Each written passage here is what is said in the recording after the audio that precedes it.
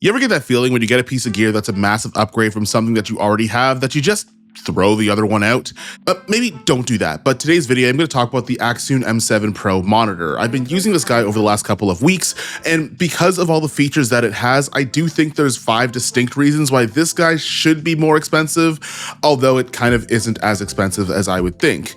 Now, no monitors were hurt in the making of this video, but Accsoon did sponsor this video, so it considers a showcase in the 5 reasons why I think the price tag of this monitor would be a little bit higher. We'll get there. So the first reason why I kind of expected the M7 Pro to be a little bit more expensive is going to be some of its I/O, but also its hot swappable batteries. But what's really nice about this is that you could actually leave the monitor on while you're switching out batteries. I think there was a couple people that had some complaints or concerns about the fact the boot up time is about 30 seconds. However, if I'm only doing that once while I'm on set and I'm hot swapping batteries, I don't really have to turn the monitor off at any point in time, or at least until I'm done.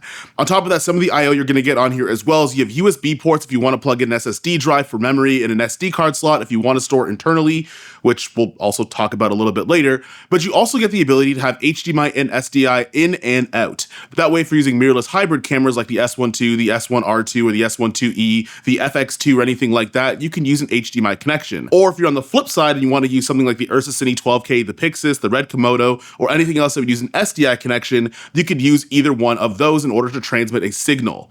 I didn't talk about transmitting a signal yet, but let's just go outside and do that. Now, caveat with the hot swappable batteries that both batteries are getting it drawn at the same time. It doesn't go one at a time on the M7 Pro. So basically, if you have equal capacity on both batteries, you might have them kind of die at the same time, which means you got to change both of them. However, the fact that you can do that means you have double the battery life because you are taking it from 2 batteries. So it'll take, I guess, double the time. Now, I really don't like when clients are way too close to me, especially when I'm on set trying to get a clip in, and as well as using wireless transmission in terms of client projects is a great get out of jail free card. If there's ever a shot that's either missing or a shot that wasn't shot right, if your client's on set and they're looking over your shoulder, it might be easy for them to miss a shot or two, but if they have a monitor and they're watching everything as it's happening, then you both missed it, and then it's both of your faults. Also, I do think it actually enhances the professional experience. I freelance a little bit less nowadays, but one thing that's helped me justify kind of a higher price tag is to be able to use wireless transmission and wireless monitoring, just kind of hand that to clients and say, like, this is gonna be yours for the day. And it also has this handy little like strap that I can put onto there so they can wear it as a necklace. Albeit it's a really heavy necklace, but like, you get the point. Now, obviously the cool part about the M7 Pro is the fact that you can use it as a transmitter, a monitor, and a receiver. One of those things are gonna come in handy a little bit later on. Now, my microphone kind of cut out on here, so I'm just going to talk about doing a distance test onto here. Now, this stretch is about 250 meters in the Accsoon M7, and the transmitter is about 350 meters, so this is just shy of what it's rated for. But this is also as far away from the camera that I ever want to be. Sometimes when you're on set and you're using wireless transmission, you might have to be quite a ways away from your camera between the transmitter and the monitor. Sometimes you're delivering signal to a client or a focus puller from a little bit away. But turns out the monitor actually didn't turn off this entire time. Although my tolerances kind of ran out here because, as you can see by the end of this clip, I probably run back after a little bit, but essentially at about 250 meters, it's actually pretty good.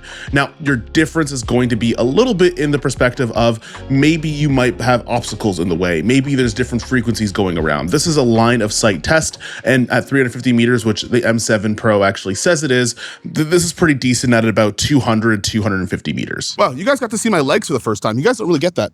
Okay, so I'm at the studio today. I'm helping out Chris, the video needs you. So me and Chris are on a shoot today, and it might be a secret reason, and the reason's gonna be, well, but number 3 in the 5 reasons why I do think the M7 should be more expensive is its internal recording. Now, using the S1 II, I already have internal ProRes, I already have internal ProRes RAW, but when I wanna record the screen in order to teach you guys some of the settings that I use, I can do that to an SD card, I can do that to an SSD drive, or I can do it internally to the monitor itself. That means that I don't necessarily need that Atomos Ninja 5 that I might have thrown in the garbage earlier in this video, and it still keeps the price under $1,000.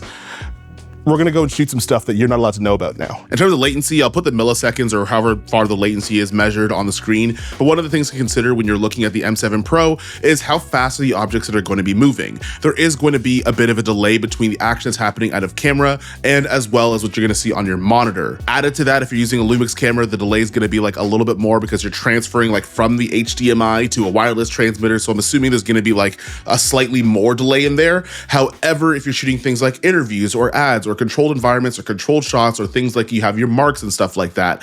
I don't see it being the most gigantic problem in the world, but I think your tolerance in terms of latency between the monitor and a transmitter is gonna vary from person to person.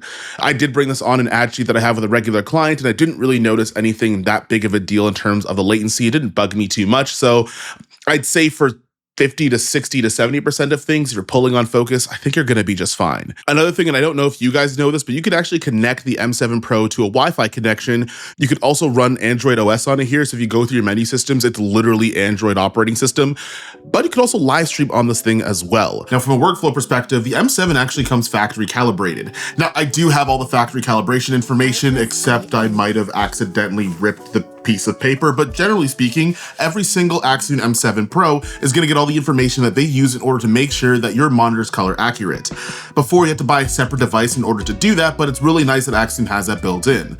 On top of that, if you're looking at workflow on set or commercial, whatever the case might be, you can still load in LUTs to this monitor as well. Some cameras have that built in and you can display that via HDMI. However, if you do wanna load in some of your looks into a color calibrated monitor, you can do that by putting your cube files on an SD card, putting it into your monitor, and that way you can figure out if those LUTs you bought from your favorite creator are actually any good. Now, we are going to talk about some things that are going to be room for improvement on the M7 Pro, but some of these things you can kind of figure yourself out of. For one, I would say format your SD card on your MacBook first before putting it into your monitor, because when I try to format the SD card within the monitor itself, it gave me an error message and it wouldn't read the card. Thankfully, I didn't put anything on there, but I took everything internally on the monitor, put it on the SD card, and then I could transfer it to my computer. Trying to transfer things via Bluetooth, it doesn't work. I tried it, it doesn't work. It might be a specific iOS or Mac OS to Android, but it didn't work when I tried it. So there's two things there.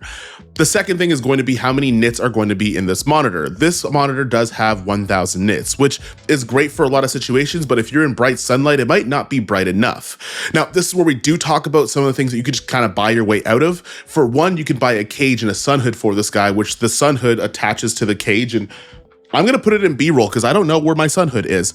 But what you can do is that you can get a little bit of a sunshade, so it can give you a little bit more leeway when you're in brighter situations, but also you have this really nice cage if you need any mounting points on there as well.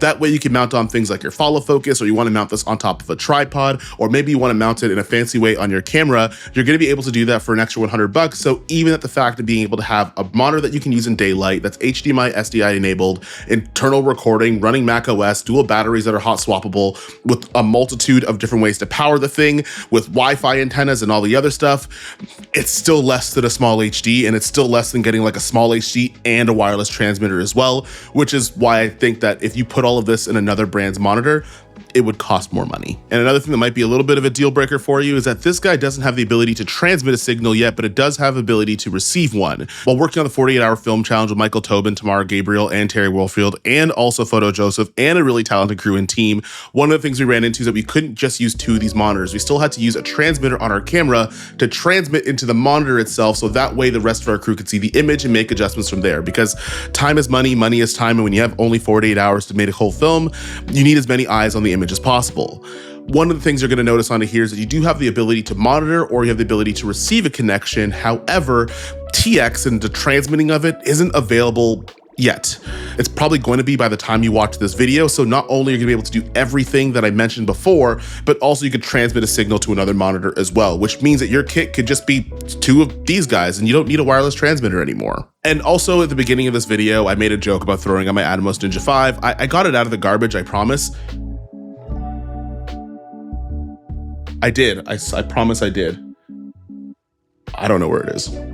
At the beginning of this video, I did throw my Atomos Ninja 5 in the garbage, but I was just kidding. But one of the reasons why I might not use this as much anymore is because I'm using Lumix cameras. A big factor for the Atomos Ninja 5 was the ability to record in ProRes and ProRes RAW onto your camera through an SSD drive. But the Lumix S12, the S1R2, and the S12E already do that internally, leaving the only thing that was missing was the ability to record what I see in the monitor in my camera onto an SD card or something else like that, which you can do on the monitor now, which kind of makes every function of this useless. Now, to be fair, right now, at the time of this video, the Atomos Ninja 5 or the Ninja 5, whatever the equivalent is that's updated for today, because I think this is discontinued, it's a little bit cheaper. But at the same time, if I wanted to get this guy hooked up to SDI and I want to do all the other stuff that you could get on the M7 Pro, chances are it'd be more expensive. So if you're someone who's using a new Lumix camera where you could record internal ProRes, or even the Nikon cameras, Nikon could also do ProRes RAW. I think there's a couple other cameras that can do that too. Getting something like an Atomos Ninja 5 for that whole external recording feature makes a lot less sense to spend the money. And the last thing, and maybe this is a little bit irrelevant and I'm just not giving a brand enough time to actually make the thing, I want a 5-inch version of one of these guys, something a little bit smaller. Like, it'd be really nice if I could connect this guy as like a director's monitor or a client monitor, and then have like a little tiny 5-inch one if I want to run the Blackmagic Pixis or a smaller camera. That's just me complaining about nothing and being nitpicky for the sake of making an honest video. But at the same time, I do think this monitor is great. That being said, this was an overview of the Accsoon M7 Pro. I think it's a great monitor. I think for the price point that it is and the functionality that it has, you could play Doom on this thing, which is nuts. I think it's actually kind of underpriced for what they're offering, and I do think a lot of people are going to like this monitor quite a bit, especially if you're going to throw out your old monitor. That being said, I hope you guys enjoyed the video. At the very least, you learned a thing or two. I hope I didn't flood your feed with more M7 Pro monitor stuff. This is probably the 7th video that you've seen, but I'll see you in the next one. Peace.